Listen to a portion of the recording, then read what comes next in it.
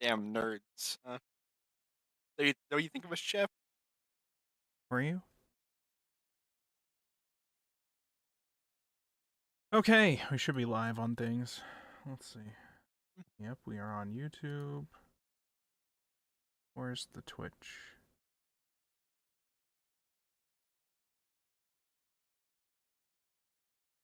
The Twitch is up. Okay, and Kick.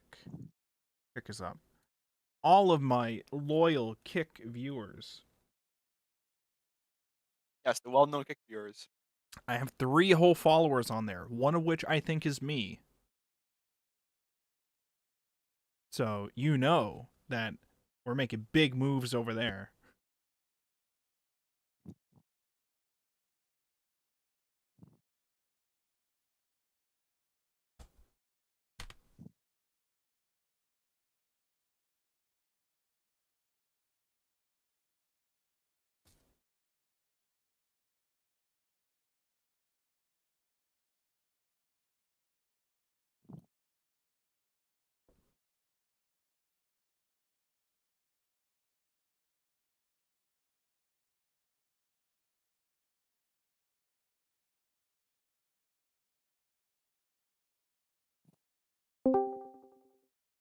Welcome, Turndo.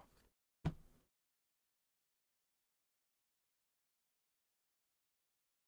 right, let me make sure the chat is working over here and here and here. Okay. I should find like some like royalty-free music that is not cringe that I can use for the pre-stream show at least. I don't know if I would keep something in the background during the show, but at least during the pre-show, it might be a little nice. On your stream's current bitrate 0 is lower than the current recommended bitrate. How? How is it 0, YouTube? We've been over this before. It is impossible for my audio bitrate to be 0. Physically impossible. Comedy, that's how. It is not possible. Maybe for Turndo. Turndo typically has audio issues like he's probably having now. But I don't. I've never had audio issues ever in my life. Ever. Not once. Not a single time. Ever. Welcome back, Turndo. Yay. Let me see. What bitrate am I sending out to the world these days? These days I'm sending out still the 6,000. Twitch is not yelling at me about the 6,000. Don't know why it was before. But we're sending that out to the world. Now I just don't understand why YouTube is cringe.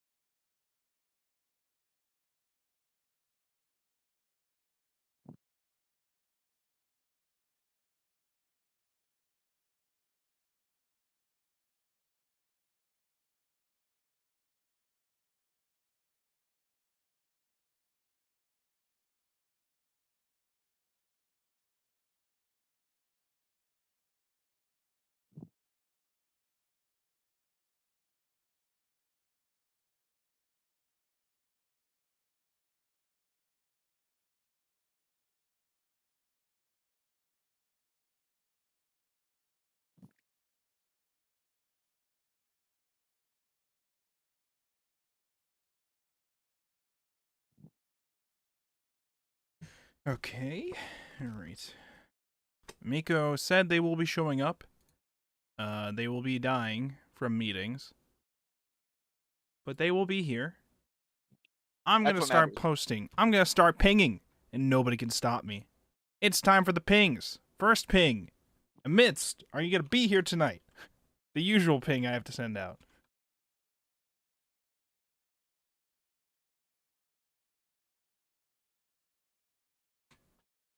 Okay, that ping. Done. Next ping. The alert in the content chat. Okay.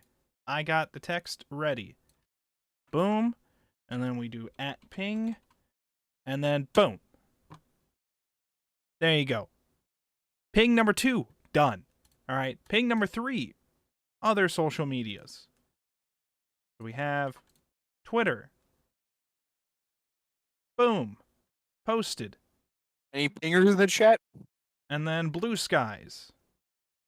And where is... Okay. I don't know if you have to do link and replies on Blue Sky, but I'll do it anyways, just in case.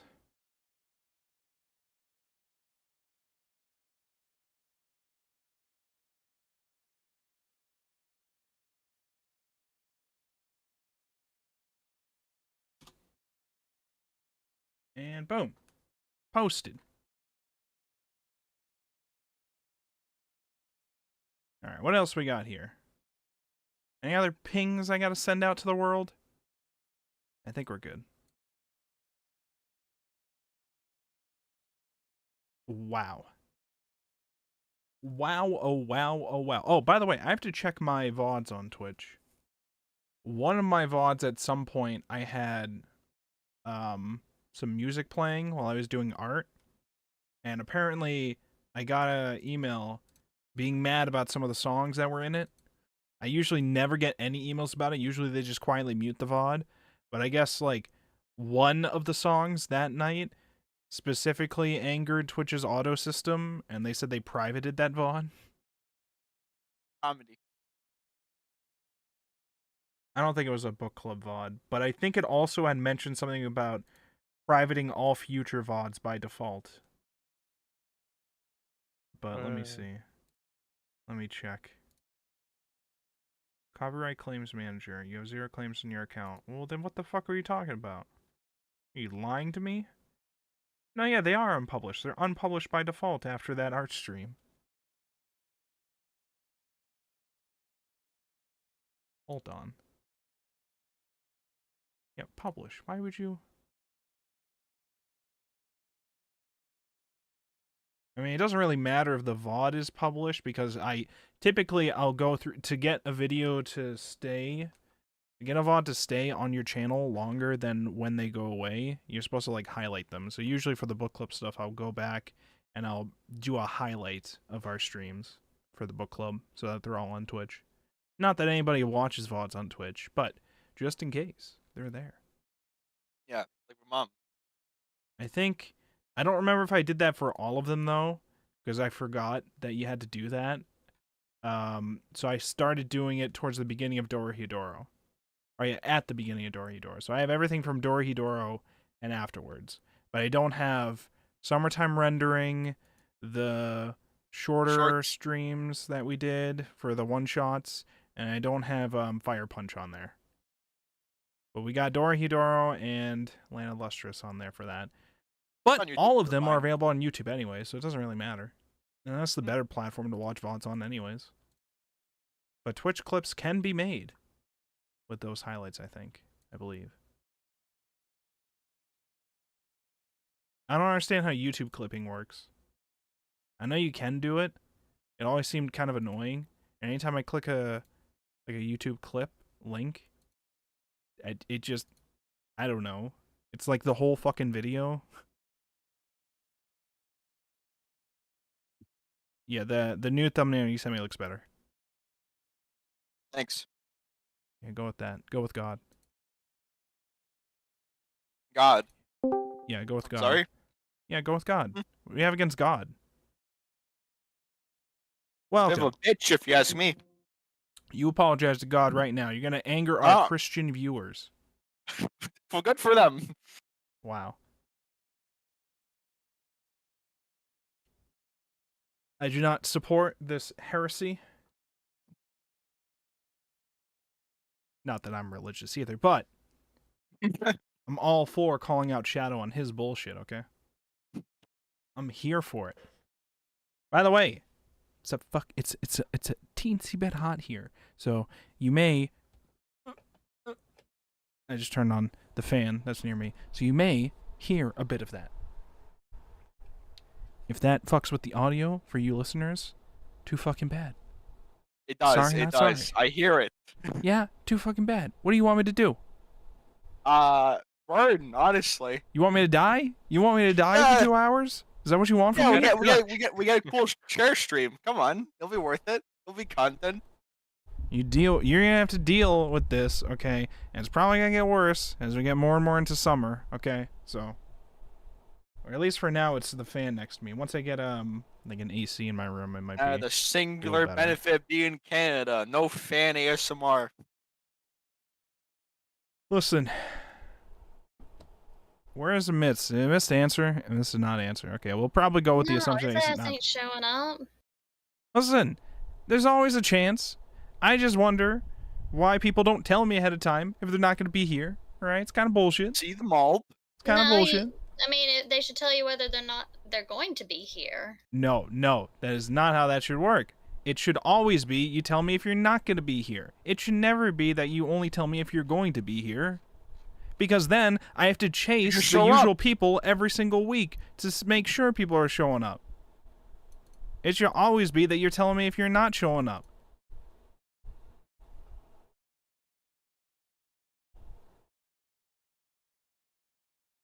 But either way, with the Mist, we know we could probably just start without him and he'll just join in. But let me just make sure I got everything all set on my end. Are you dying from your meetings or are you good?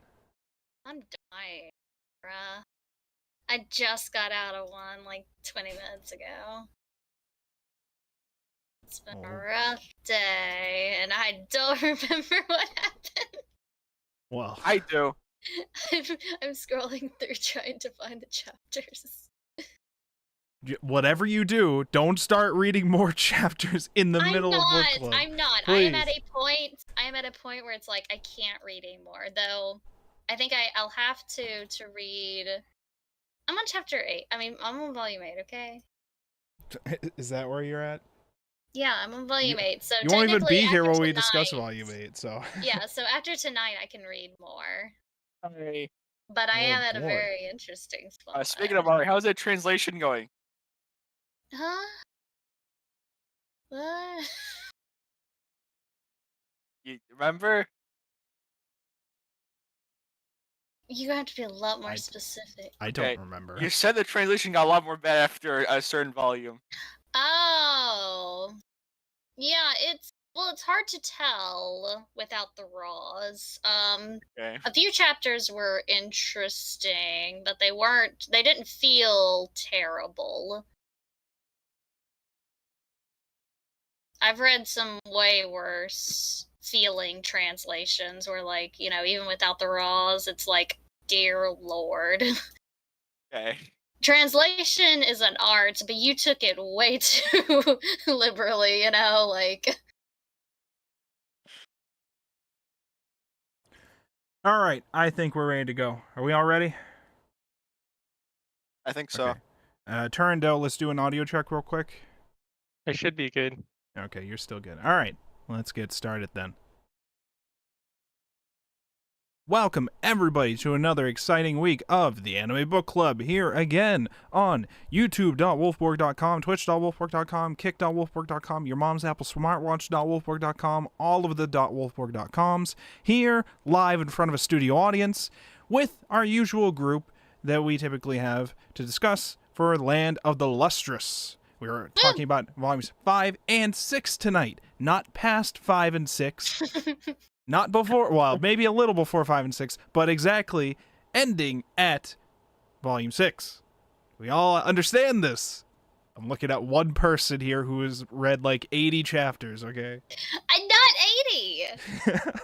A likely story. All right, let's get started, as usual, with introducing the members of our cast that we got here. Starting in alphabetical order with Arimia. Introduce yourself. Hi, Arimia. I like shonen shit. You sound so excited to be here. I like Land of the Lustrous. It's so good, I binged a lot of it. So you probably can't tell if be genuine or not, though. Arimia is currently dying. Arimia is currently dying from over excessive meetings. But this is the most important meeting. That sounds genuine. It's all right. It's all right. We got all the gems, and after tonight, Miko can read more because they're not going to be here for next week's. So, Nope, plenty- I'll be at plenty- Off-Kai Expo. Oh Woo. boy, how exciting! Do you have any recommendations for us this week? No, I'm too tired. Wow, 100% amazing. orange juice if it's still free. Okay, I- they would recommend. They would is- recommend that. They would recommend that and rest in between meetings, probably. That's always a good recommendation. And no, 100% orange juice is no longer free. But I think it's only. I think it's Well, it's usually. cheap. Yeah, it's only usually what, $3 or something like that. It's like Yeah, not it's expensive. cheap. I think like you can get it in a bundle of 4 for like $10 or some shit like that. So Yeah. All right, thank you so much for that. And next up, we have me, Chap Fofolite, aka Chaplin, aka Wolfborg, aka the host here of the Anime Book Club.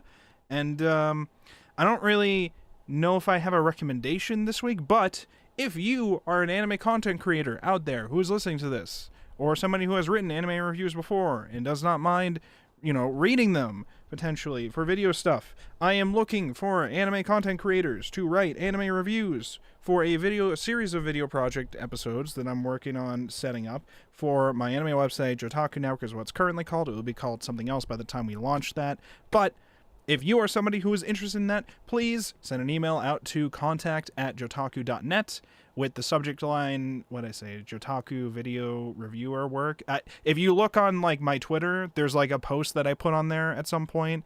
That's all just an image because I don't want bots spamming it, and it's got all the extra details about that. I'm paying about what did I offer initially? $200 for 5 to 7 minutes of a review if you are interested in that. So if you are interested in that, want to try that out, feel free to send me some information to the email. You can find all that information on the Twitter post that I mentioned. And that's me. Next up, we have Shadow, or Shadow White. Introduce yourself. Hi, I'm Shadow, your local Mega Man propagandist. And thing I recommend this week is Duels from Eden. Is what? What is that? Duels of Eden. Duelists of Eden. Mhm. Okay. Oh yeah, you've streamed this before, right? No, I streamed the previous game. Oh, okay. I was trying to think I heard the name Eden before, but I didn't think it was called Duelist of Eden. But Yeah, the other one's one step from Eden. that's what it was. Okay, I remember now. All right, well, go check that out if you are interested. And last but not least, we have Turando. Introduce yourself. Hello, everyone. I'm Turndo, and I like to read. Amazing. That's all you need to be here. Welcome again, everybody. Episode 35 of the Anime Book Club. We're getting pretty close to a year since we actually started the book club, I think.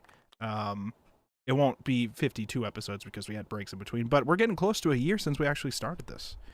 And this volumes 5 and 6 of the Land of the Lustrous is halfway through the series now, pretty much, because the full length is going to be 13 volumes, right? So we're it feels so refreshing, I guess, because Dorohedoro was great, but it was also long. It was 22 Yeah. volumes. I mean, not great. It was a wonderful in the beginning. It kind of. But Well, it was very much you got so much more left.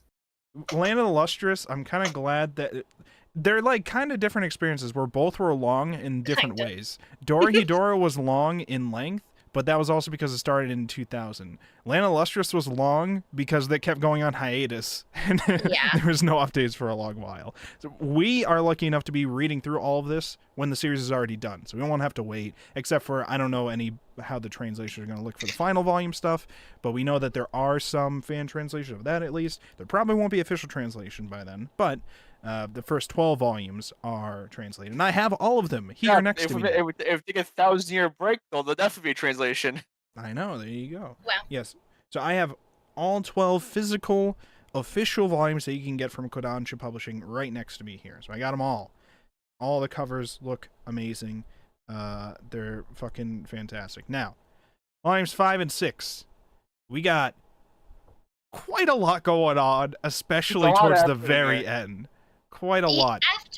After the second volume, I realized quickly oh, this is one of those kind of series where there is not so much a plot twist, but more of just there is a big climactic moment that happens every other chapter, essentially. Yeah, it's one of those series where when it gets anime adaptation, now you've already seen this in real time with the actual anime, where like what you see seems like it happens really fucking quick in the manga. In the anime format, it'd be like feel like a lot more like paced out longer, which might be better to like really connect you with like the characters, and like obviously it would be doing a lot visually and doing a lot with like music and setting the mood and all that. So I'd be able to tell the characters apart.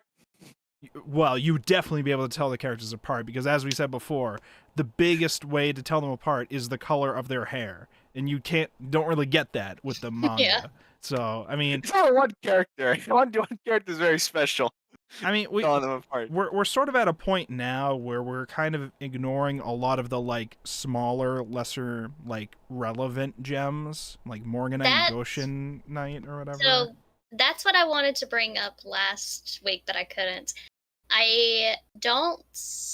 I'm not too big a fan of how it's kind of like a rotating door of gems. Yeah. I'm not a fan of that. I know that part of it is a detriment.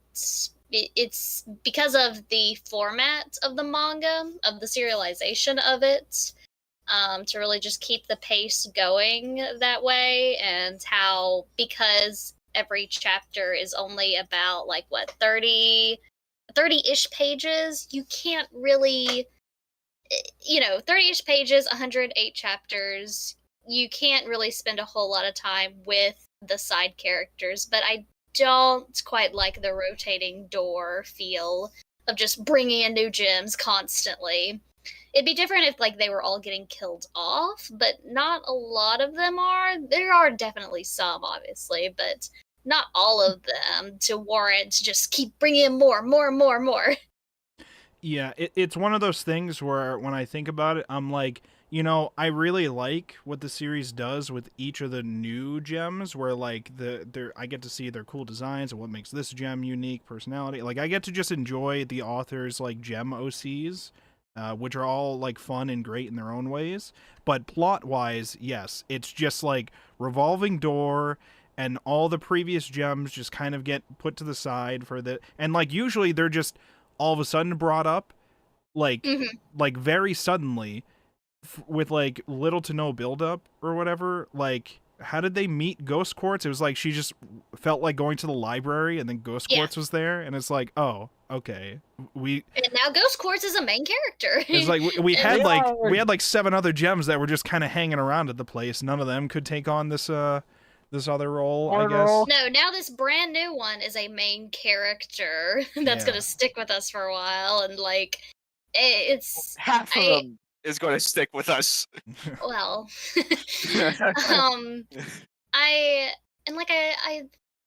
I feel weird about Cinnabar too, because it's like Cinnabar was kind of hyped up the most aside from Vols. Yeah. And then we just like never see Cinnabar ever. I think we saw him like once in these 2 volumes. Cinnabar was definitely like put in the back, and like I understand why. And I understand why they were doing that with the cover, though. I just hope it actually has a payoff later with this, what they're doing with Cinnabar, because in my mind, he's in the center of the thing. Yeah, because in my mind, it's like Cinnabar is getting pushed away as Fos is like developing and like doing other things with their life and like their personality, and like all the different body changes that they're going through, and all the different things that they're dealing with, and all the different mistakes that they keep making, regrets they keep having, like meltdowns they keep having, is pushing Cinnabar more and more away from what Fos is dealing with. So like, where Fos was like the only thing that Cinnabar like had as like a potential hope for like bettering their life that's going on for them right now, Fos also just has her own life, and I was kind of like hoping, like, after all of this, there will be a meaningful like either reconnection or some kind of conflict thing between Cinnabar and Fos or something. But I also get worried with the rotating door of gems, where Cinnabar is just going to be gone, and then the message is just, I don't know, sometimes you just get left behind. from I other people's don't- lives. I don't I want that hope to be it the won't case. be that. I don't think it will be, just because Cinnabar is still like in all of the covers and stuff. But Secretly, secretly, yeah, but like and I getting do, more and more distant in the cover. yeah. Like it's not a big complaint, but it is a gripe I do have. Like we already have so many cool gems, and I like seeing the new ones, but there needed to be a better balance of it. Yeah, when we were starting off the series, the first 2 volumes, I was like, we have an interesting cast of all these other gems, even the side ones like Morganite and Goshin Knight or whatever they are, like, and Jade, and I'm like, okay, I can't wait. We're gonna be going through some of these gems over time slowly, Got like 18 and then it's like, characters here already. You know, we're good. and then it's like most of them are just like, yeah, I'm the older gem. That's it. Sometimes I show up to be a joke about how I'm older than everybody.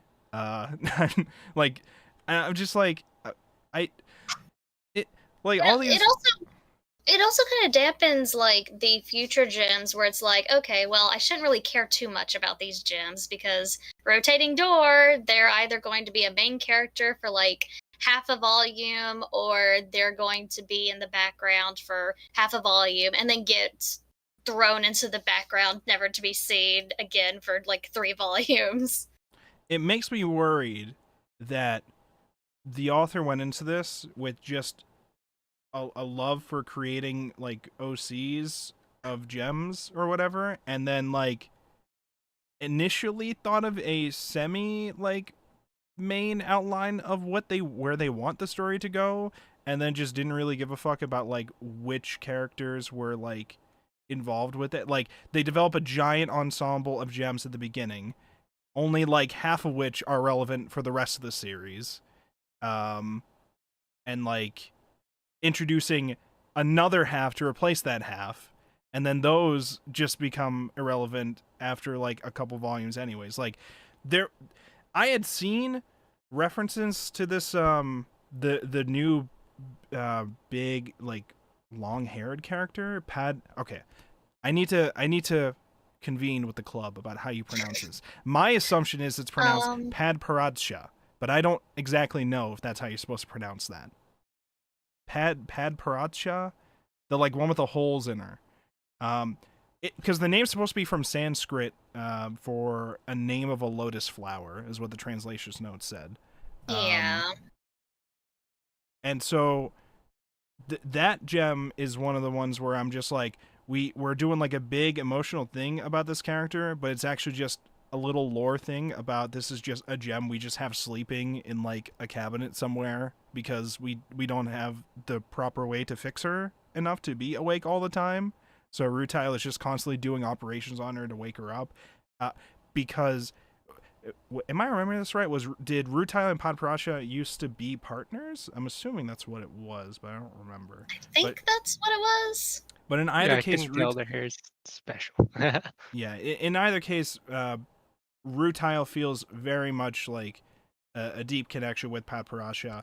On one level, it might be because partners. On another level, it's because like they're the doctor on the team, and fixing Padparadsha is like a big puzzle to get working, because like they have holes that are naturally within their body, and Rutile's been messing with different ways to try to fix those holes, either through different materials to see what their inclusions will accept, and also different like ways to connect them within the center of their body.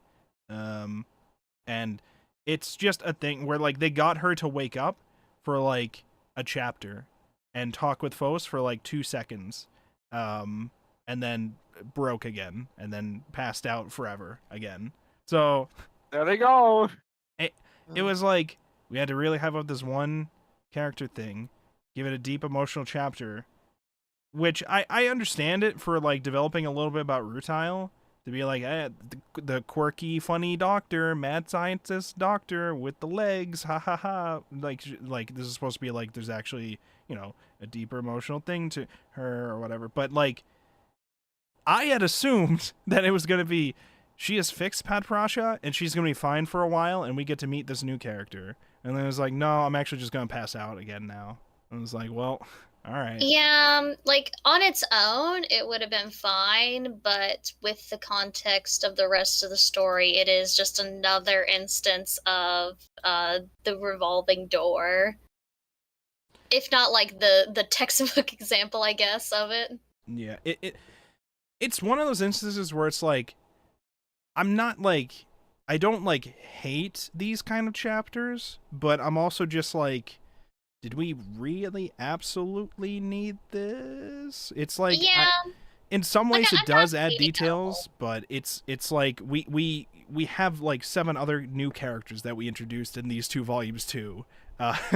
Like, Yeah, I'm looking at like the volume 7, like where it shows all the characters. Like, who the fuck are half of these goobers? You know?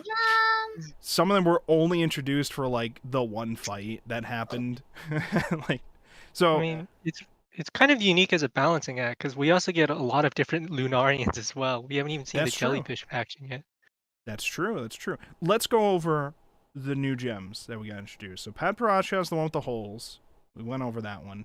The other one that was introduced in that volume 5 is Ghost Quartz, who just kind of appears in the library.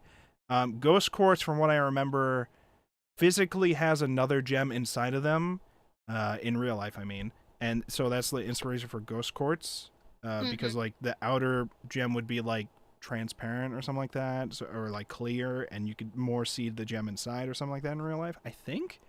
So Ghost Quartz has another gem inside of them, which sometimes takes over them in battle. I think we saw once happen. Ghost Quartz was like the librarian person that they have there, or at least is for now, because their partner Lapis used to be, I think. Yes. Their partner was taken except for the head, which becomes relevant later. And Ghost Quartz randomly decides to partner up with Fos as Fos is trying to look into Sensei. Because Fos starts off these volumes being like sketchy about Sensei.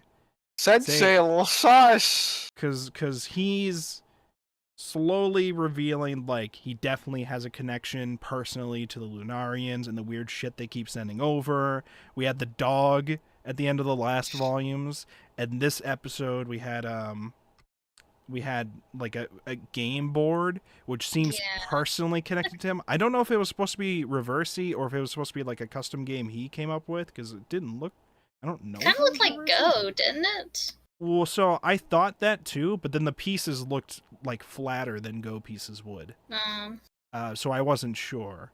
So like I said, this is where I was like, I'm not sure if it was one of those games or if it was supposed to be like some other like fictional game or whatever, and like the game itself doesn't matter. Game. Maybe Sensei is a failed game designer. We ever think of that? You know, true, actually. And That's why he's on the rails. This is a real gamer. All the successful game devs, you know, they went off to the moon. The moon, Okay, you know, and, they went to the moon. You know, that's what they're always saying. Yep. True. So, yeah. So Sensei's VN is not like the other VNs, and he's just sitting here making more gems. Well, he's not making the gems, but they're finding gems on the beach every now and then. But what if he was? You know, I mean, so Ghost Quartz. Oh.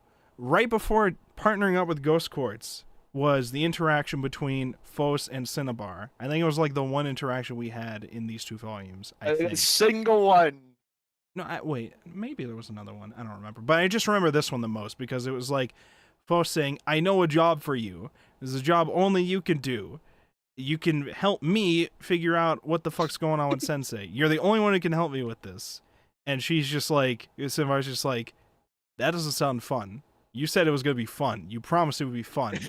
And Fos is like, fuck, you're right, it's not fun. All right, see ya. It's like, what? We ended with that. And then, like, as she's walking away, Cinnabar's just whispering, like, if you just wanted to be my partner, you know, I wouldn't mind. Yeah, it's like, I was a friend. you know, you don't have to do A all friend that. in me. I'm just like, what is going on with this? Why did we just assume, okay, all right, fuck, it's gotta be fun, never mind, I won't bring this to you anyways, moving on.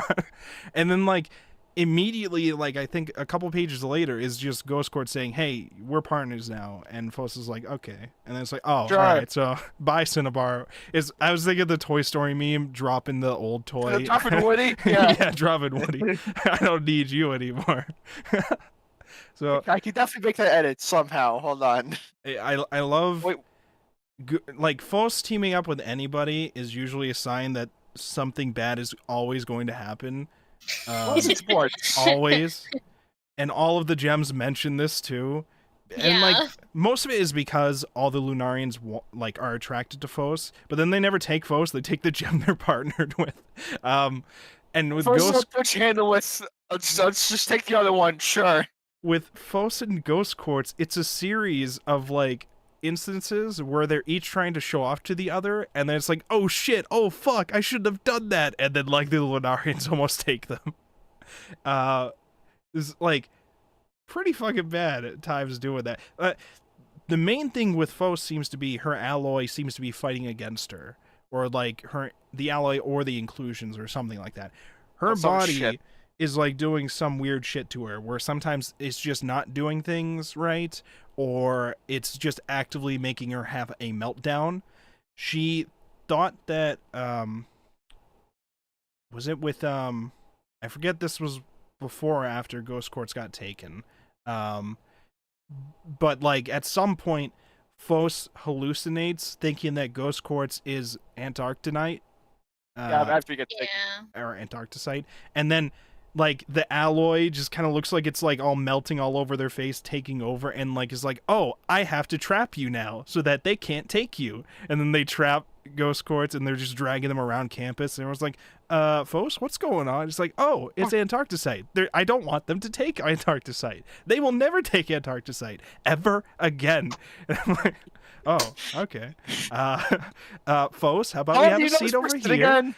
How about we have a seat over here, Fos? This is not Antarcticite. This is Ghost Quartz. Oh, sweet, we're gonna help you. And Fos is like, oh, you're right. Well, they will never be taken away either, right? And they're like going like robot meltdown mode or whatever over it. I will say, with that scene that happened and like the weirdness that then exploded out of her body shortly afterwards, it was like, I didn't realize how much body horror you could do with gems and make me uncomfortable. That made me uncomfortable. That was like, because she's got like, you know, you got the broken like gem parts that you can do, but like usually those are like pretty like clean, or like just like, you know, little pebbles everywhere or whatever the fuck. But like when you add in the alloy like design shit too, it's like, all right, now it's all like goopy and like mucky and fucking horrifying when it happened with Fos having this like breakdown too. I was like, Jesus Christ, Fos. Jesus Christ. This is like the culmination of all the fucking trauma coming out now. What the fuck? But then afterwards, it's like, oh, I'm perfectly fine now, guys. I'm happy, cheery. I'm like the old Fos again. But that literally doesn't last long. The moment when that started and like they're giving flower crowns to her for her recovery, I'm like, all right, shit's about to get ultra fucked. We're giving flower crowns to like 2 characters here for their recovery. One of these 2 is about to get ultra fucked over in some way. And well, you know. And indeed they did. But before we get into that, bro, we had like 2 big fights these volumes, I think. One of which was with the game board thing, which I think happened first? No, that happened second. The first one was when they were trying to talk with the Lunarian. And it didn't go too well. Because Fos is trying to directly talk with a Lunarian, or figure out how you can talk with a Lunarian, so that they can attempt to uncover the secrets of, like, either the Lunarians, or what the fuck's going on with Sensei, or why they want them, or some shit. I don't know. They're trying to, like, communicate with them. And so, in doing so, is where, like, they cause Ghost Quartz to get taken, I think. No, that wasn't where Ghost Quartz got taken. That was where... Was that? One of the fights was where Fos finds out Sensei's secret technique for, like, eliminating Lunarians instantly. That was that one. Yeah, okay. Was it? So, yeah. I believe so. But I think it was also I think it was also where Ghost Quartz got broken up. Yeah, okay. So, like, that was, like, Sensei's secret technique to destroy them instantly is actually just breaking off parts of his body, which does imply, you know, they are, like, gem kind of parts or, like, some kind of material. I still am not convinced he's a gem, but, like, he's definitely not human, at least. Because here's that part. Like, I don't know exactly what he is still, but I still don't know if he's necessarily a gem. But the secret technique, which he makes it sound like is a forbidden technique, is to, like, throw pieces of you and, like, they can explode or, like, do massive damage. And he does not want folks to tell them because it's a dangerous technique. I was trying to understand why it's considered a dangerous technique, because I figured... You're literally throwing parts of yourself at the enemy. Well, that's not a bad thing if it actually kills them, which it seems pretty effective at doing. You know, like, it seems pretty fucking effective at doing that. But, like, the dangers... Like, I had thought the danger was going to be when you do that, you can't reconnect those pieces to you. But since he just goes and collects them, and I'm assuming... Oh, yeah, and his arm repairs itself, too, with those things, right? It looked like he repaired himself? Using all his Isn't it similar to Phos where you kind of lose your memories or something? Well, so... I was wondering that, but then also if, like, he just goes and collects the pieces, then it's not an issue, right? Because, like, with all the gems, you only lose the memories if you don't recover the pieces and reconnect them to you. As long as you can reconnect them, you can get your old personality and memories back. But with Sensei, it didn't even look like he had to reattach the old ones. It looked like he just grew new ones. I don't know what's going on with that. He's just built different, alright? Yeah, maybe. I wasn't even sure if he was recreating the pieces. Because it's like under his sleeve. Yeah. So the way I interpreted, maybe I missed a panel or two, was like he's just covering it up or something. Maybe like kind of like how False does, where they can like put in extra gems to fill in the missing parts. Yeah. So they're usually pretty small, like you can't see them small. Yeah. So like something that small, I imagine, could probably be refilled. Ammunition with other gems. Really? Oh my god. Honestly, I'm gonna be real here with Sensei and the secret stuff going on with him.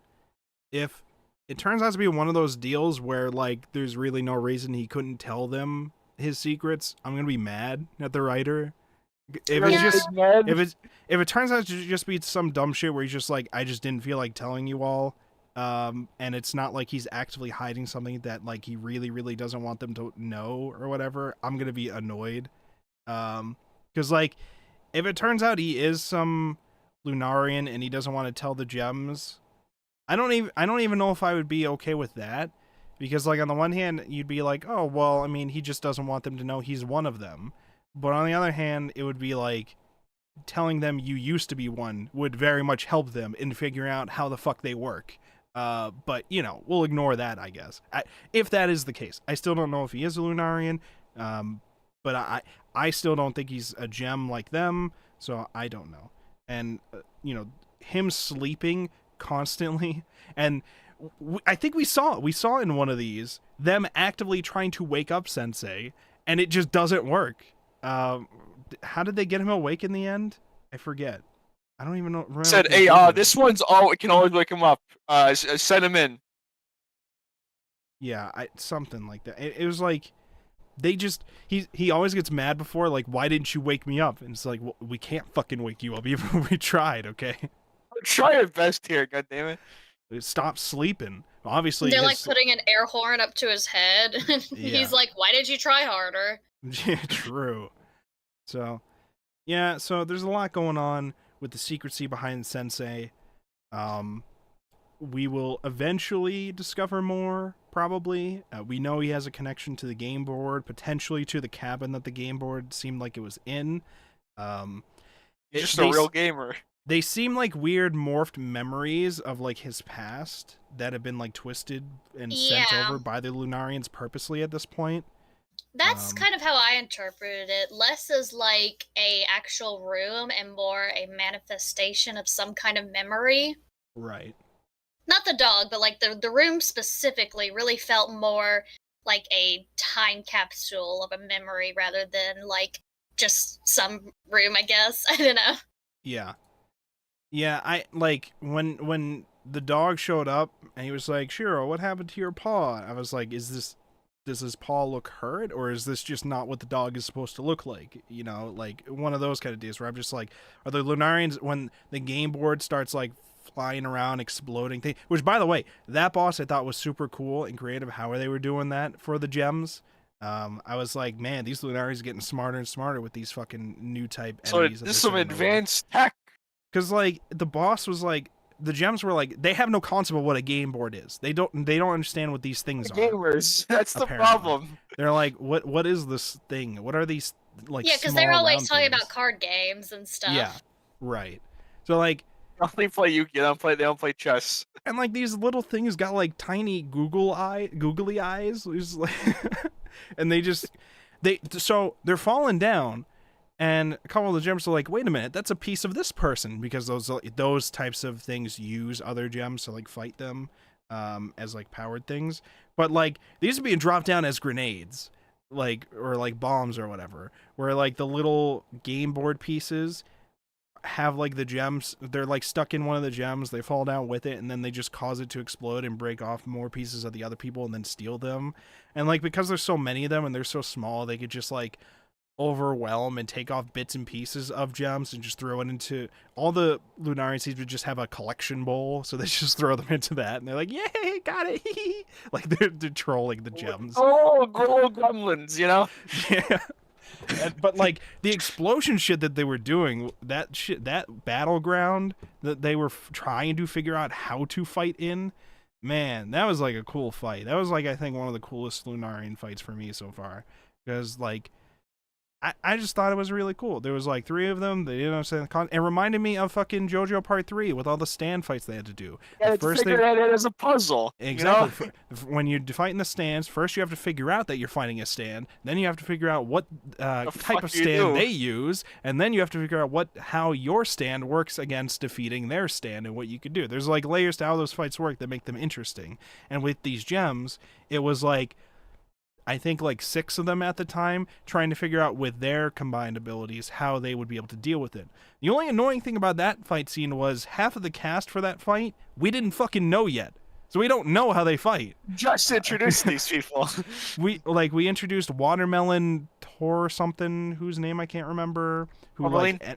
Tourmaline. Who I know can, because of the Oh yeah. I guess she energizes herself in battle, like electrifies. When she's like surprised or scared or stressed or whatever, so like she can like use that in the battle. We had like, what was it, like 4 new gems introduced as a part of like that group, who like, I think they're supposed to be the newer educated gems or something. They're like looking up to everybody else in our main group as like their seniors, so they're probably like the new group in the classroom probably. So we had Watermelon Tourmaline, we have Hemimorphite. We have, I'm reading this from one of the book things. Yeah. Cephine and Peridot. I'm gonna be honest with you, I can only really tell Watermelon and Peridot in like these chapters. I could not fucking tell who was Cephine, who was Hemimorphite. I couldn't tell these fucking. If you're looking, don't worry, it probably won't matter. The problem. True. Probably. If you're looking on the stream thumbnail that I used this week, so we have. Yes, this is Phos in the middle, right? I'm not losing my mind here. And this is actually Peridot. Yes, this is Phos. Okay, Peridot is actually supposed to be at the bottom. You just can't see her in the thumbnail because she's cut off. Phos is in the middle. The left is supposed to be Ghost Quartz, and the right is actually supposed to be Cephine, I believe. Is that not Pad? No, I thought it was at first, but No. it's not. Pad Parasha is on the volume 5 cover with the longer, like fluffier, all over the place, unruly hair. This one's like more just like, I think, a braid. I think she just has one long braid. Mm-hmm.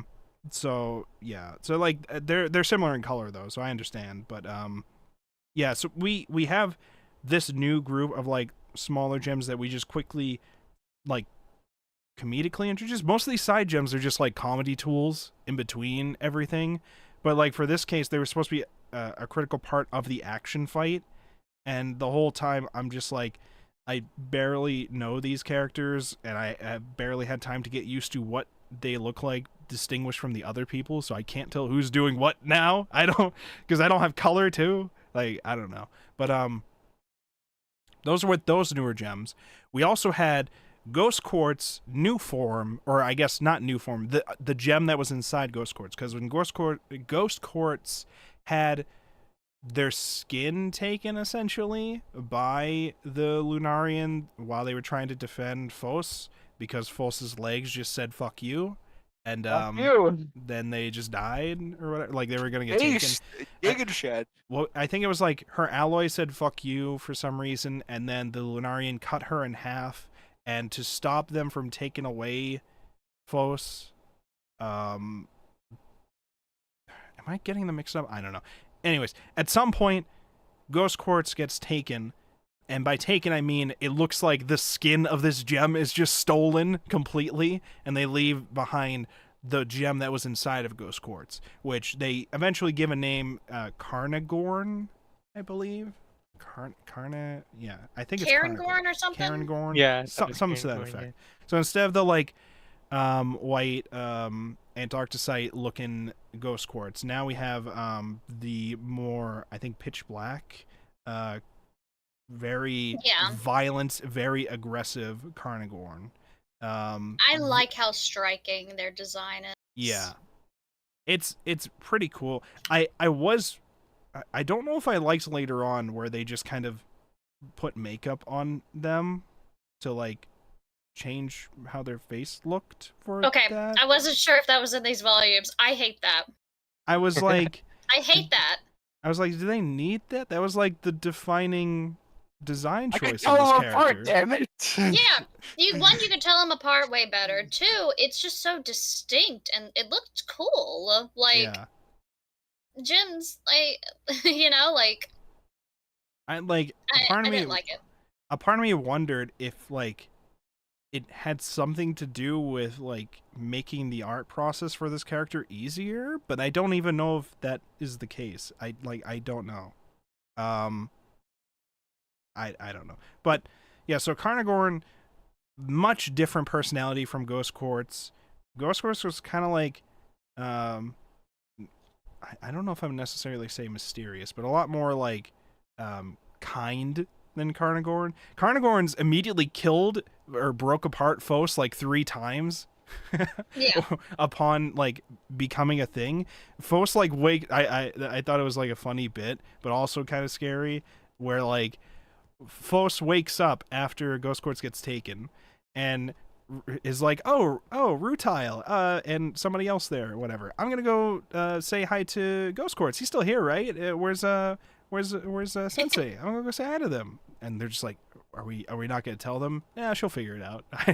How would you explain it? I don't know. So it's just a cycle of Carangorn just destroying False and them having to put False back together, and it's like, she'll, like, walk up to Carnagorn and be like, Ghost Quartz, is that you? You're okay, right? And it turns around, it's like, oh my god, they look so different. And then immediately it, like, dies. And then they wake up, it's like, oh man, what a nightmare that was. That was a scary. Weird dream. Anyways, where's Ghost Quartz? Oh, they're in Sensei's office? Hold on, I'll be right back. Oh, fuck. Ghost What a Quartz. weird dream. This happened, like, a couple times before they realized, wait a minute. I find it interesting, because, like, Carangorn really feels more like what I imagine Cinnabar would act like as a partner, but yet we have Carangorn instead of the well-established character. Like, Sorry. I just hope they do something with Cinnabar. Yeah, you know, Find out. maybe. Please do something with the characters you've already established. It's one of those things where they design that character to specifically have an issue of being toxic and not wanting to be near the gems as a result, and making that, like, an important plot point for Fos's development. But then also, you can't do much with the fact that you have to be away from this character, or else you will hurt people. Yeah, very social distancing, okay? It's a tricky thing to kind of think of how to handle that. But, yeah, I don't know. I will say, I'm kind of surprised. Well, I don't know if I should say I'm kind of surprised. most of the big fights that happen, Cinnabar is like not involved, even though it seems like they're going on for like a while. I feel like at a certain point, Cinnabar would get herself involved in some of these fights. But maybe it's just like out of concern of like, I don't want my toxins getting everywhere and hurting some of the other gems in the fight. Yeah, I want or to become a something. hazard to everyone else. You know, but like she seemed like she was pretty effective at destroying the Lunarians. But then again, the ones at night are probably like not as bad to deal with because I think they were just they put her So on also night it was duty. one time. Was what? It was only one. It was only once at nighttime anyway, so who knows? Yeah, and they're like not supposed to be that bad at night because usually they only attack in the daytime, which is kind of surprising considering they're Lunarians. But I don't know. They can only come out when the moon's not out. You know, so what else was I gonna say? So yeah, Cinnabar stuff. I don't know what they're gonna do with Cinnabar, man. Find out. You know, we got stuff, but Carnagorn. I'm pronouncing it like that. I don't know if that's the correct way to do it, but we'll figure all that out later. So I'm gonna deal with that at least for this episode. Okay.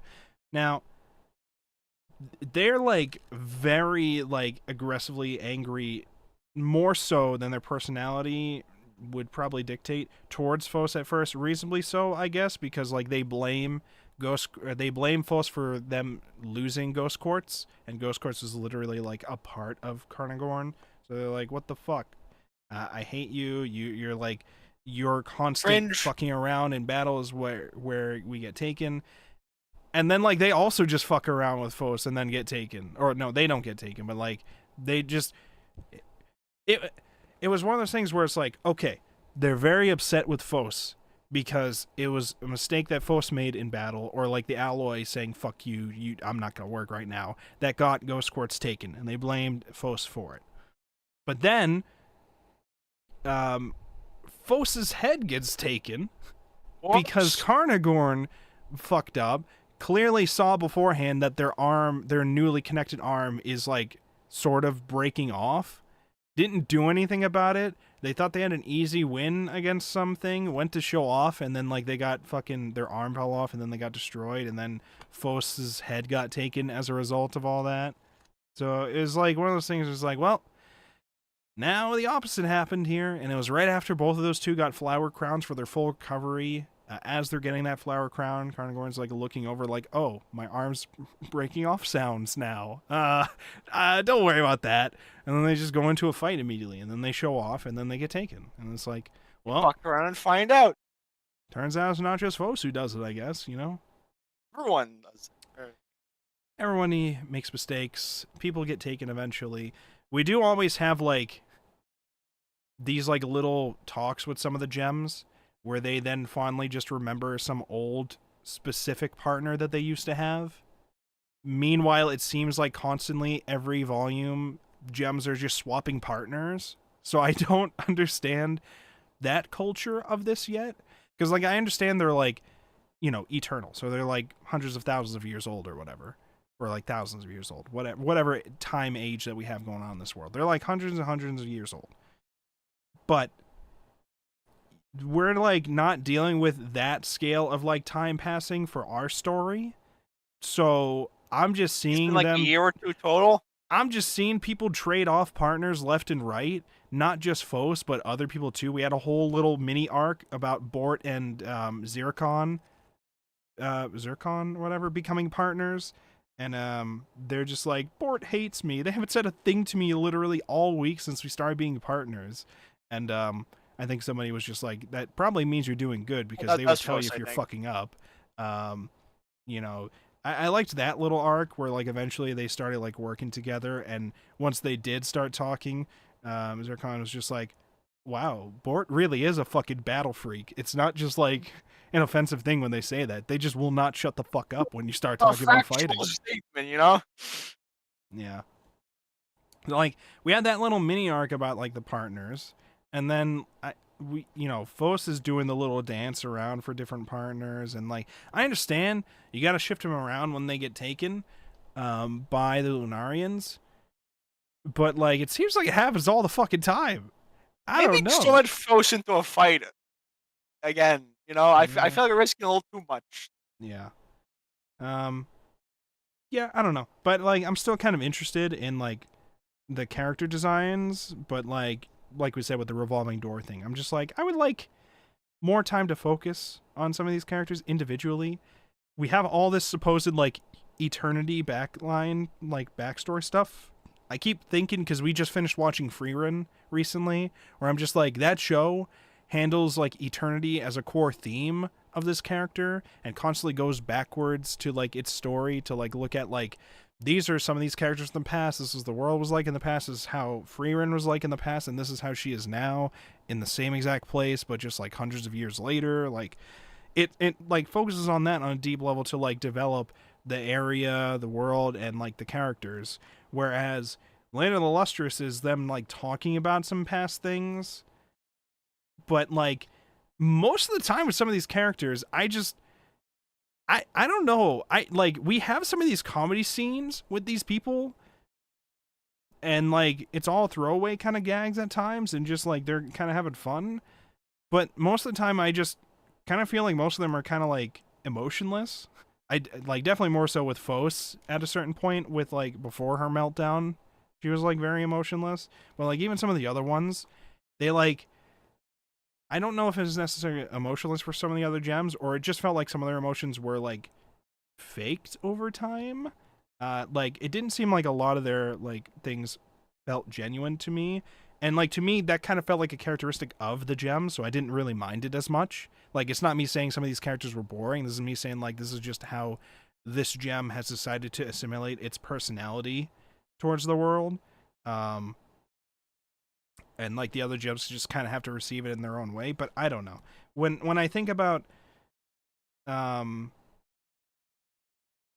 think about Free Run and how it deals with those things, I'm like that seems like it deals with the fact that they've lived for a long time a lot better, but this one's just more like they know certain things of experience from years, but like most of them just don't remember some of these things because so much time has passed too, and like they have records of some things but not others. And like there was a whole thing where like they thought they found an old war diary, and then it turned out the war diary was just a jellyfish collection like log or a jellyfish raising log.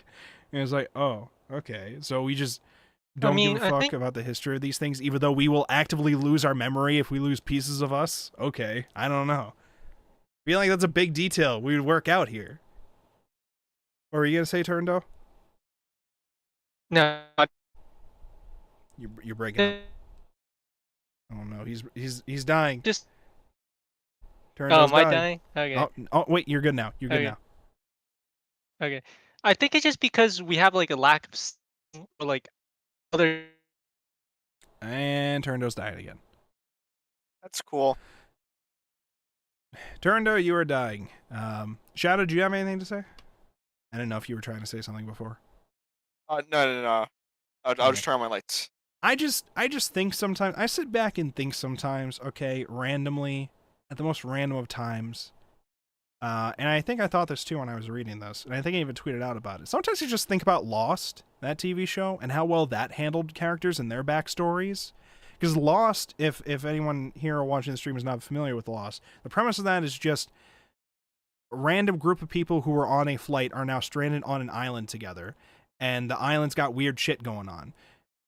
And how it develops that story is all these people, you don't fucking know who they are. They're trying to learn about each other on the island, but they're going to be acting different on the island than they were in their past life. And so you go to these flashbacks showing how different they were before the plane crash. And it's a whole thing where, like, it just handles that development so fucking well with those backstory things. I feel like with a story like The Land of the Lustrous, with how much, backstories they'd probably have, and all the different instances and fights they'd probably have, I'd be expecting a lot more development of some of these side characters as a result. But instead we get the revolving door treatment with some of them, where, like, most of the development is just towards Fos. And, like, I can't even say Bort is having development. I mean, Bort is having development in terms of, like, not partnering with Diamond. And Diamond's development is just, I hate my life because I thought I, like, would be useful and I'm kind of not or something. Oh, kind of bad, it turns out. Whoops. And now even Fos, who used to be the most useless gem, is now better than me. And I thought that was going to do something, but they're And still my like partner. they're still just one of the like happiest gems in the group, or like at least appears to be, and she's just like quietly like upset with the world. And I just kind of assumed that she would be having things happen at least. See, that's another thing that I was talking about with the serialization, because the chapters are so short and they clearly were aiming for a set amount. There's not a whole lot of room they can do for that, so I understand, but it does feel like it could have been done a bit better. Yeah, and I mean, this is not to say that like Land of the Lustrous is dog shit or whatever. This is definitely not what I'm trying to say. He is saying Land of the Lustrous. No, this is not true. This is not true. This is slander. Like, Land of the Lustrous is, like, good, especially visually. I just kind of, visually the only thing that I feel like is missing is just color. I feel like this would be dramatically a better experience if, like, it was in full color. I don't know if there's ever been a version or a fan version of it, but I would love to see it because it would look amazing, I think. I think even, like, if they just colored the gems' hairs, or just where the gems are displaying, so, like, on the hair and whenever they get broken up, that would be amazing. It would be great. It'd be fantastic. It'd be a nice, like, stylized choice too, because you're not committing to coloring everything else. It's supposed to be like a more serious kind of drama with this, and it's the revolving door thing. I like. If we had stuck with the original cast of gems and just developed them a lot further before like throwing in like other gems, I'd be fine with that. Because my assumption going into this was, this is our group of gems. We're going to be introduced to... characters. I had assumed we'd be introduced to more gems as they retrieve them from the Lunarians slowly over time. That's what I thought was going to happen. I was like, oh, they're going to be getting, like, fucking whoever got taken, like Emerald or fucking Sapphire or whatever the fuck, like, thing is going to get brought back.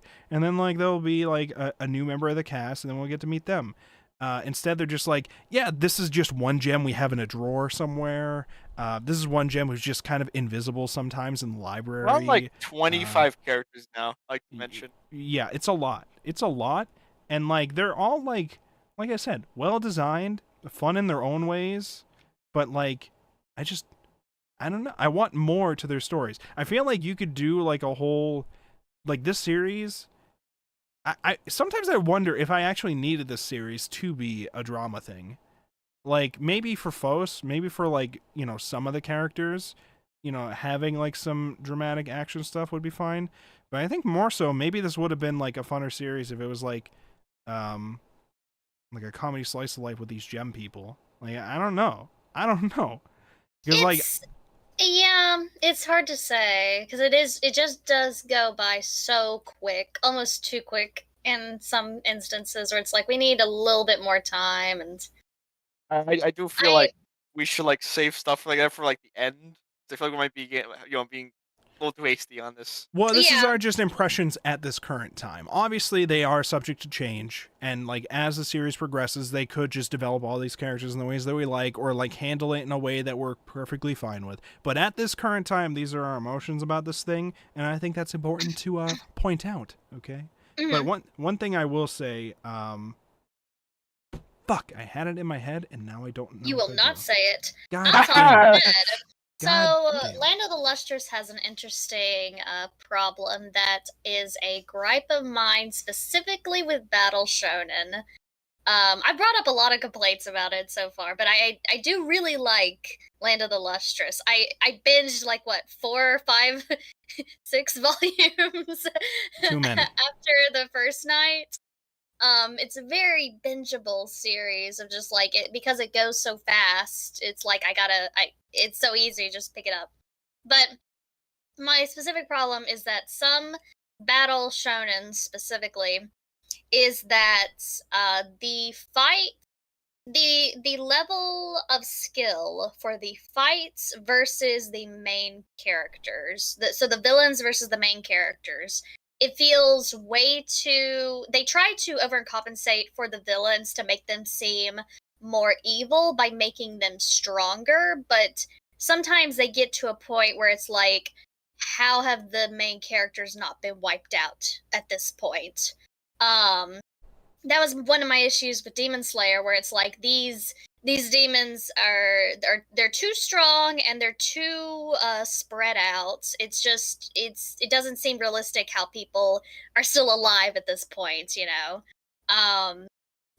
It's an issue that can easily happen because they're trying to make the villains seem worse than they are. They're trying to make them seem like a really big threat, so we'll just make them stronger. But it's like, how have the gems not been wiped out at this point?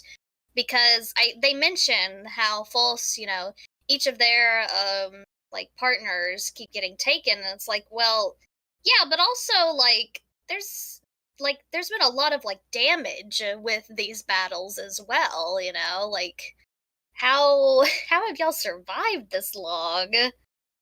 Yeah, that's one of those things for me where I'm just like thinking that as well, and then I have to remind myself that a lot of them getting taken now are because of these like new types showing up of the Lunarians. So like it's one of those things where it's like most of it, our impression might be a little biased by the fact that our starting point with the actual start of this story is like this is the significant part of the story for this manga, because this is where shit starts getting like people start getting taken at a faster rate, and they mention this in the manga because they're like, this is like the third fucking partner Phos has had that's been taken. What the fuck is going on every single time with that?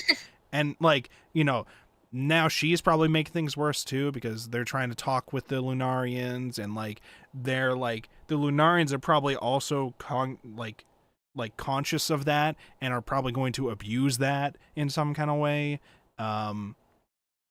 And like they know that they can fuck with some of the gems while they're using their like friends in battle too, where like, you know, it's one of those things where it's like, ha, we're sending your friends to be like grenades against you guys. But what are you going to do? You're going to want to keep these pieces, right? So what are you going to do about that? Like, you know, those kind of dudes where they're like, they're getting pretty smart at this point about how to fight against these gems. And, yeah, I don't know. It's one of those things where I kind of wonder if there's a traitor in the group. You know, I think towards My Hero Academia, where at least if there does turn out to be a traitor, at the very least, it won't do it as bad as My Hero Academia, where they mention there might be a traitor and then they just kind of ignore it until the end of the series. If there does turn out to be a traitor, then like who's like giving information to the Lunarians about what to do, then at least like, you know, it would actually be a decent surprise with that happening. And like not something that just kind of throwaway mentioned and then kind of ignored forever. And by the way, if there does turn out to be a traitor, it would probably be Diamond or some shit, I'd imagine. Damn. Because Diamond's just like, it's just so infuriating with like a smile on her face. I just want to be useful. And she's probably, you know, it's one of those things.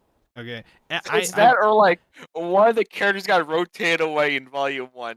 It's one of those. It was Goshenite, obviously. Goshen is the traitor.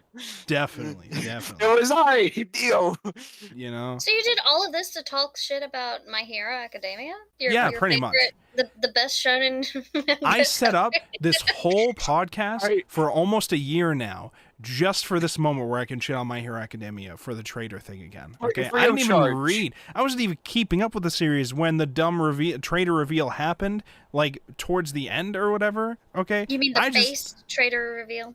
I just remember watching that fandom one week being like, that's the dumbest fucking reveal ever, to the next week being like, whoa, actually they subverted our thing, where it's just like everybody just fucking hated what the author did. So they were like, actually, no, we're not going to do that one, by the way. We're just going to have it be this person.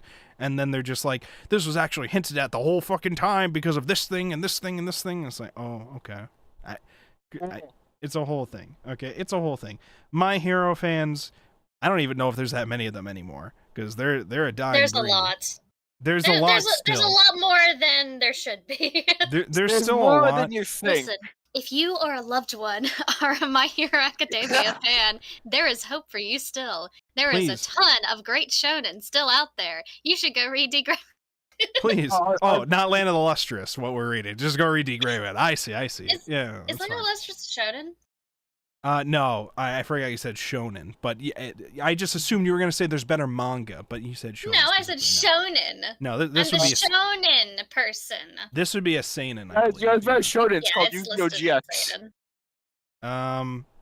Yeah, so characters. Okay, I just want. Here's the problem. Okay, Haruko Ichikawa. Okay, if you're listening to this, which you're not, but you know. I appreciate your series. I love the art you do. I love your OC designs here you got going on here. I love your character designs. I love like your comedy bits or whatever. You gotta scope knife the fuck out of how many characters you got. You gotta scope knife this shit. You know? That should be for like side stories, a spin-off, something else. There's just way too many. That's something to where, like, with the amount of characters that we have here, I would not mind a spin-off Lana Lustrous series that is just a slice of life comedy. With how many we have and what you could do with them, I would not mind that, actually. But also, I don't know what happens at the end, so I don't know if they're still there at the end. So I don't know if I would say that yet. Tune in next time on Book Club. Oh, boy. Okay, is there anything we're leaving out about the big events that happened that we want to talk about? I think those were, like... Did we talk about the last chapter, chapter 44? Oh, I think we did briefly, but let's go into more detail. So the very last chapter... At the end of this, like, other fight, where Phos's head is taken because Carnagorn screws up and their hand falls off, okay? Whoops. Now, all we have of Phos is just the body and, like, her, like, alloy, but there's no head anymore because the head was taken. So, Carnagorn's like, what are we gonna do? Or Rutha's like, what are we gonna do? And Carnagorn's like, there is a head left behind. From all those years ago. And they're like, you don't mean... And it's Lapis, who I believe was Carnagorn's old partner, or Ghost Court's old partner. So Lapis... Lazuli? I think that's how you say it. Yeah. Yeah. So they are the head that is going to be attached to Phos. The chapter just ends looking at the head, presenting it to Sensei and saying, Sensei, I have an idea. Whoosh, and take off the drape or whatever of the head. We're going to use this and repair Phos. And at that point, I'm just like, this is not going to be Phos anymore. What is this? This is like, Phos's... It's not even her legs. Her legs got taken, her arms got taken. It's like her torso. It's her torso. This is like the rocket equivalent of a chimera, okay? This is not Phos anymore. This is just Phos's torso with, like, everything else Frankensteined onto her. And somehow the inclusions within her are like... Well, I guess that's the question. Like... Does it work? Are the inclusions Phos? Or because her inclusions are like an exception. They make a joke about that in one of the bits or whatever, where Ruta is talking to Carnagorn saying, it depends on whether your inclusions like it. Don't look at Phos. Phos's inclusions are weird. She just like they just really will accept anything for some fucking reason. They're so dumb that okay, also it's actually useful. So they're Phos, though, that's not going to be... I don't even know what happens next, but I can imagine this will just no longer be Phos. If you're not, like... If your personality is changing a lot from losing your arms and legs, but, like, you still have most of your memories for the most part, bro, losing your head, it's over. It's over. There's not going to be anything left of Phos. This is not going to be Phos anymore. But, like, I'm interested in what the character's going to be. I am intrigued. And now it does make more sense when I looked over. I was like, because I have the pile of the volumes next to me, and I'll just pick it up, read it, and go to the next one. You took a I look can see the covers, though. But I can see the covers, though. So when I pick up volume 6, and the next one's got this big blue-haired girl, and Phos's head is detached in her arms, I'm like, huh, what's that about? Anyways. And now it all makes sense. Now it all makes sense.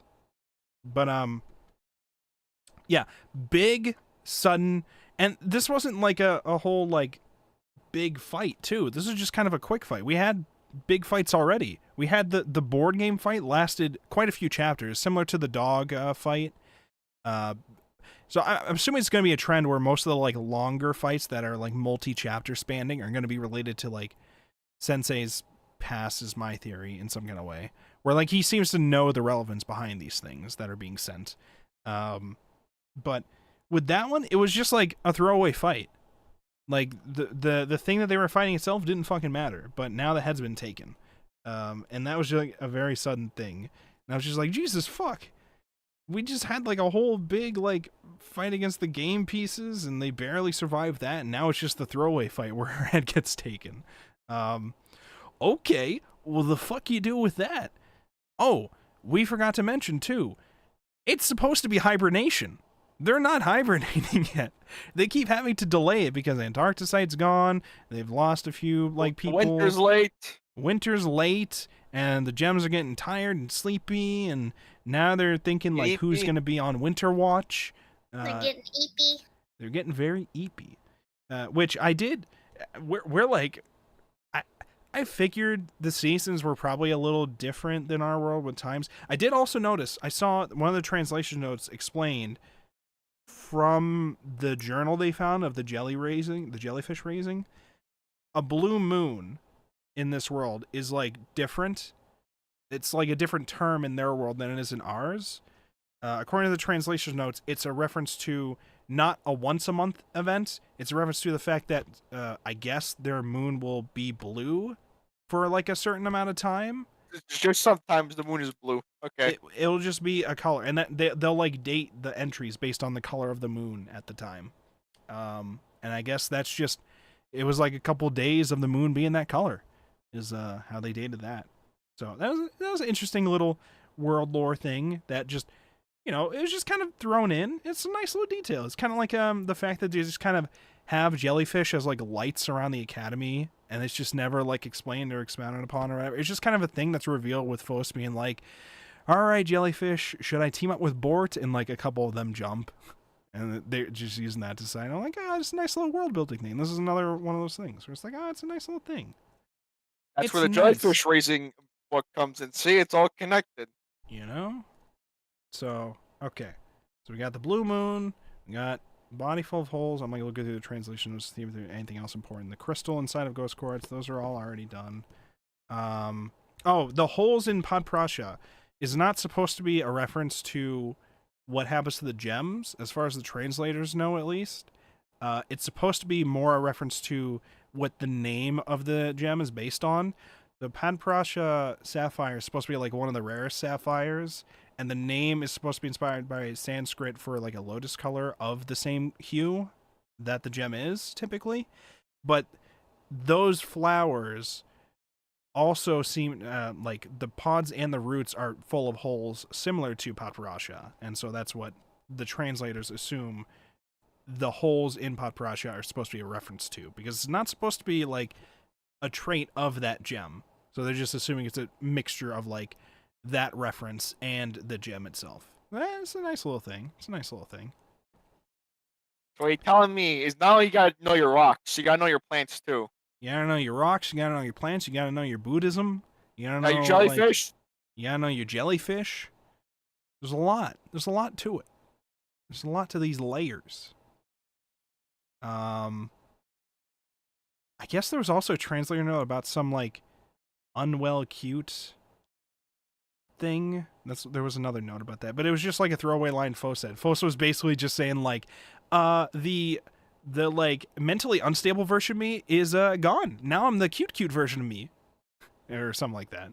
And like the translator's just like, this is a reference to some old Japanese fashion trend, I guess. I don't know, but bonus memes. Let's talk about the bonus memes. I think they were just throwaway comics. One of them was like Euclid's hair, the color of her hair just like will move sometimes. It'll just shift sometimes, and she has no idea why. She's been trying to calculate why, and like she thinks maybe it has to do with air pressure, but they don't know. And they're just like, yeah, it's rare to actually see it, catch it while it's moving, ever. And then they catch it stopped, like, in the middle of in between both the sides of the hair. And they're like, it's rare to see it fucking stop like that. What the fuck is that? But, like, that's it. It was just, like, a little small... So, it's up the middle. Today's gonna be a good day. So that was that one. The other one was... Rutile talking about the puzzle of Paratsha or whatever, like how they just constantly are trying whatever they can every day to try to fix Podprasha, which, by the way, they've done operations to bring her back like hundreds of times. I think it was something like 300,000 times or something like that is what she said. She said some like insanely high number where you're just like, Jesus Christ, they really are fucking old gems. But like, I guess she messes around with Podprasha like literally like every few minutes in the morning to see if they can like fix something with her. And usually it'll just like wake them up for like a couple seconds, or like a minute or so. So they're not like awake for too long. Which made it weird to me that like her being back was like a hyped up thing here, when it just seems like it's something that she's more constantly attempts than messing around usual. with They her. said. I guess. But it was like, wow, she's finally up. Quick, let her talk to Fos alone. And then she's going to drop some like thing about Rutile and be like, you know, I don't think I would mind if she just stopped trying to fucking fix me. And then like that was it. And then Fos was just like, no, she didn't say anything. And it's like, okay. They got stuff they're dealing with. I understand. I'm trying to think if there was... Oh, also, Rutile just fucks with the other gems with Potparasha, where they're just like, sometimes they come and talk to her. So I just kind of hide off to the side and like act like I'm answering them as Potparasha. I'm like, oh, all right, we do a little trolling. This is a little fun. The covers. The covers for these volumes, as with the other ones, Cinnabar is hidden somewhere in the background of all of these. You don't see them on there. On the cover of Volume 5, you have... Is this Zircorn or is this Yellow? I think this is Zircorn. And then you have Fos, and then you have Ghost Court, and then you have Potparasha on that one, with like some like yellow butterflies all over it. I kind of like it. I will say still, all these covers are great. I still just remember last week we had like the worst cover with the Antarcticite cover. I was so disappointed with that cover. Number 5's cover I like think is okay.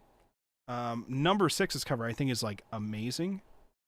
With like what it's doing with the like gold alloy turning into snowflakes all around them thing to like symbolize the like winter shit going on too, or like how they're trying to hibernate, but also the gold alloy going crazy. And then you have like the new gems introduced, like floating around Fos too. It's like nice. It's nice. You had what is it? Peridot, Ghost Court on there. Well, actually, this one would probably be Carnagorn, but you can't tell because they would have makeup on. So I guess that would be Carnagorn. But again, I'm still so mad. Why do they have to put makeup on Carnagorn? Why do we have to do that? Why couldn't Carnagorn just be Carnagorn? Anyways, am I still connected to stream? Because at some point it Yes, was you yelling are. at me. It was yelling at me saying that it was disconnected, and then it said it reconnected. But I don't know if it was still Fine. connected. Am I? Am I really? What about my Kick viewers? Have you ever thought about my Kick viewers? There's so No, many they're of them. not real, chef. We have so many Kick viewers. This is the intervention. I'm here to help you. I'm loved on all platforms, especially Kick. Okay. And All also of them. my mom's Apple smartwatch. Yeah, I'm on the mom's smartwatches. Okay, I'm on all of them. All right.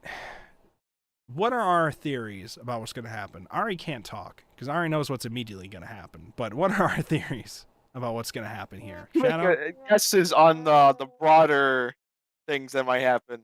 Well, what do you think is going to happen first, Shadow? I don't fucking know, mate. What do you want to happen? I don't know what I want. You don't want anything to Do happen? you have an opinion, Shadow, on what you just read? That was fine. I enjoyed it. Fine. Not great. But Not what do you bad. think will happen next? I don't fucking know, What mate. will happen next anything time could on happen. Dragon Make Ball up Z? something! All right, Dear all right. Lord! All right. Here's a thought exercise for you, Shadow. Okay, Fos.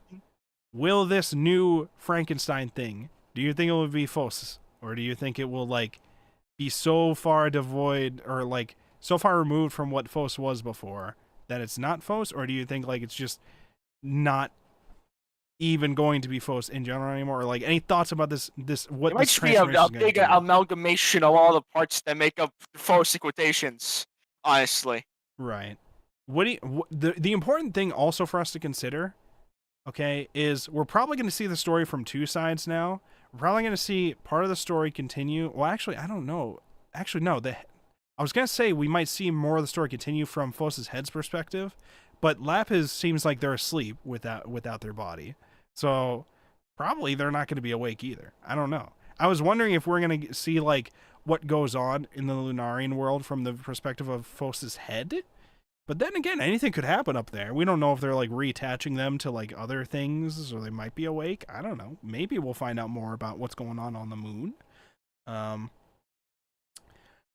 Lapis, based on the cover, looks cool. I like how they look, character design-wise. Definitely going to be contributing to the rotating, revolving door of gems to the cast, though. The rotating door so fast to replace the main character. How they do it? You know, it's impressive, really.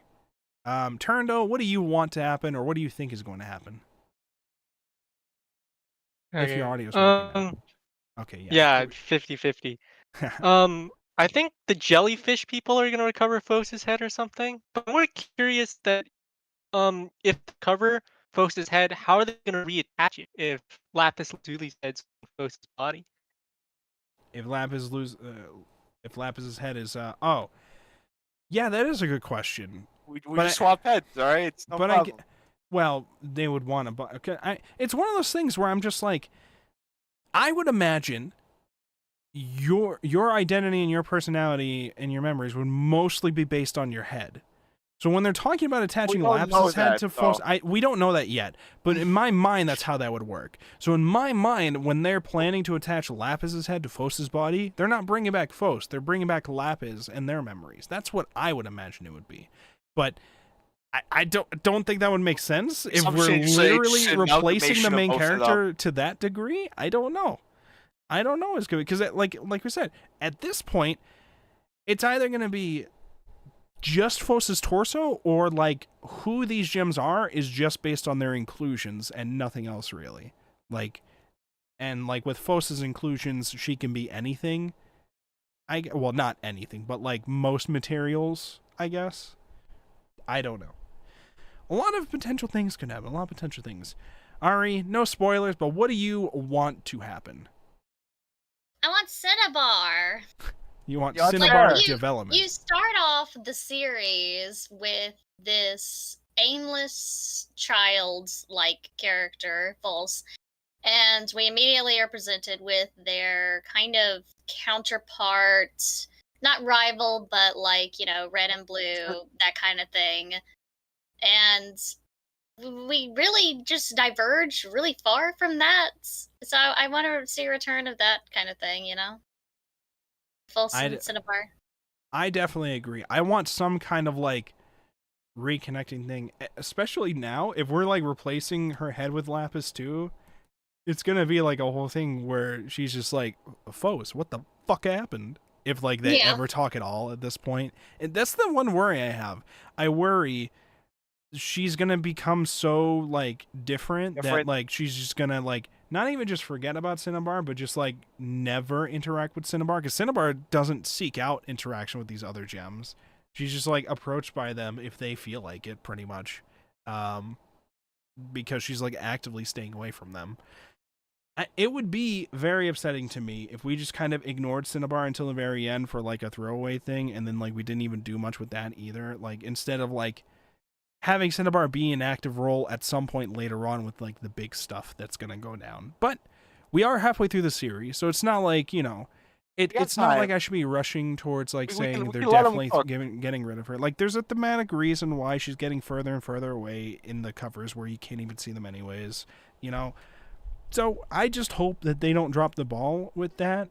I kind of feel similar to what a lot of mystery stuff we read, where it's like, I really hope they don't drop the ball with the ending of this. I want this to be like well developed, and then like it's like you get summertime rendering where they're just, let's hack the shotgun and use that to shoot the bad guy.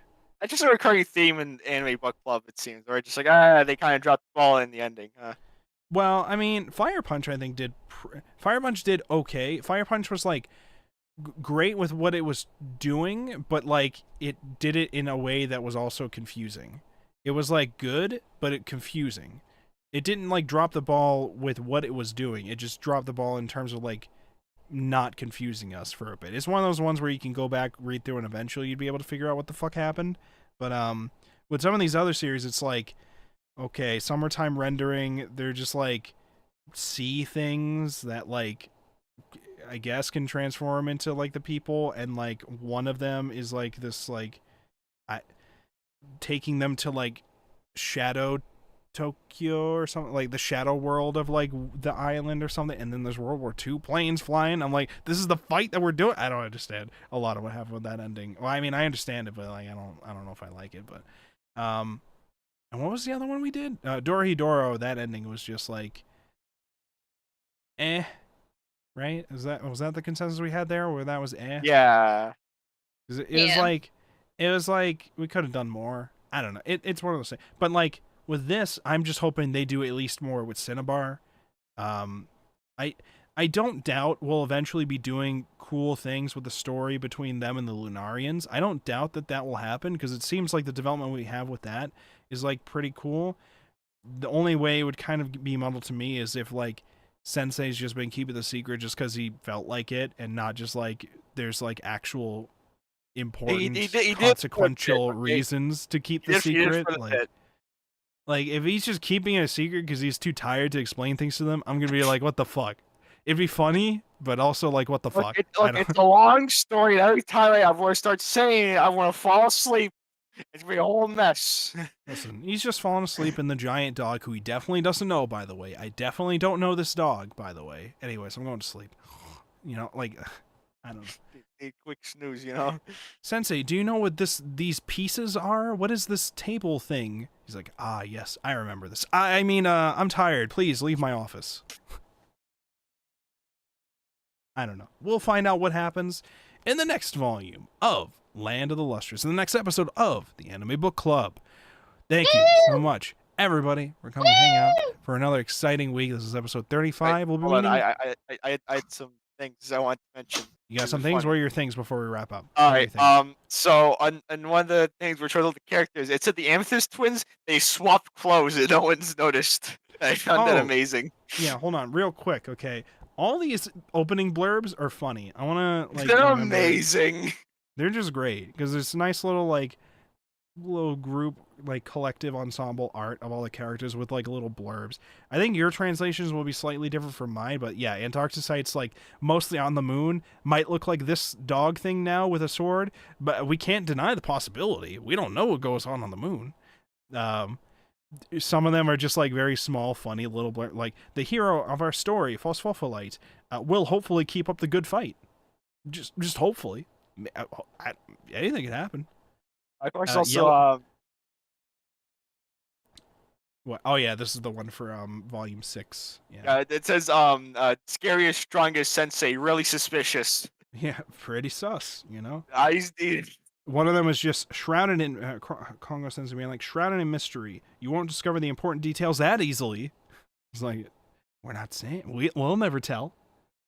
Yeah, the Amethyst twins, they always, and whenever they're there, there's always a little joke like, they don't even know who's who anymore. Like, things like that. Cinnabars is always just like living by themselves as usual, excreting venom as usual. Like, excreting venom. All of them call Bort a battle geek. Was this? Oh, there was a little blurb about Bort, though. Secretly takes pleasure in going to the pond to set a new record for number of jellyfish wrapped in a gem's hair. I'm just okay. So you got battle geek, and also she likes to collect the jellyfish in her hair. And she likes it. You know, it's a fun little Zircon says, "I'll do invest today." Yeah, continues to strive to the utmost. Sweet melon for watermelon, generally a laid-back gem, but becomes electrified when surprised. Hemimorphite, the hope of the younger generation, trying to decide which of the elders to best emulate. Cephine, in charge of industrial arts and design, sparkles like nobody's business, but prefers a quiet, steady profession. And then Peridot, in charge of making paper, more mature than the elder Yellow. I almost forgot those details about those characters because they happened in like 2 discussion bubbles, and then never again. Oh yeah, there was another bit that I remember where they keep saying leave the Lunarian studies to the maniac foes, and then it just cuts to like a panel of just a frame somewhere of Alexandrite just gasping in her room with like books and books about Lunarians around her. Being like, oh, is this detail? Or whatever. Because they're just like, folks, just stop trying to deal with looking into the Lunarians. You don't have to do it. Just leave it to Alexandrite. Speaking of, folks try speaking with Lunarians and like its eyes like bulge out. I found that pretty funny. Yeah. Is there any other bits Any other things that we want to mention? There was Ghost Court saying Ninja on Natural History. Fosses never went to the library. That's true. I thought that was funny. I was like, bro, you're trying to come up with natural history. You didn't even read the history that we have. You don't even know. What are you just gonna do? Start from zero? What are you That's gonna why do? Vols was so confused. Like, Vols had no clue where to start because they'd never been to the library. They don't know what history is. All you gotta do, guys, listen, if you're listening to this, just get a library card, okay? If you're doing a natural history, it'll make things easier. Or ask Sensei. Be like, what the fuck is a natural history? But she didn't want to do that either. She was like, I'll figure it out. I'll make a big discovery. And then never went to the library. Doesn't read anything. I don't even think she wrote any. Well, she wrote, like, I think 2 blurbs about Morganite and maybe Goshenite or something like that. And then that was pretty much all she wrote. So, yeah, she was not good at that job. But that's great. That's fine because now she's just not Fos anymore. So she doesn't have to. Amazing. Anything else you want to mention, Chow, before we wrap this up? I think that's everything. Anything anybody else wants to mention before we wrap this up? Oh, actually, hold on. I do have one thing I need to mention. What do you got? What do you got? I made the joke about the Mega Man X gain the art pieces, and then head gets replaced. But goddamn, I don't want to make any more predictions. Now they might come true, you know. You know, I mean, this is basically just like Mega Man. Yeah, I feel it.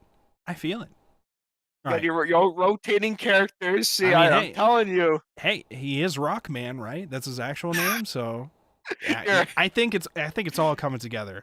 All right, we need. It's all coming together. I hate it. It's all comes together, gang. Thank you so much, everybody, for coming to watch another episode of the Anime Book Club. We will see you next week at the same time, except for Miko, who will not be here. Arimia will not be here for next week, but the 3 of us should, or at least I will.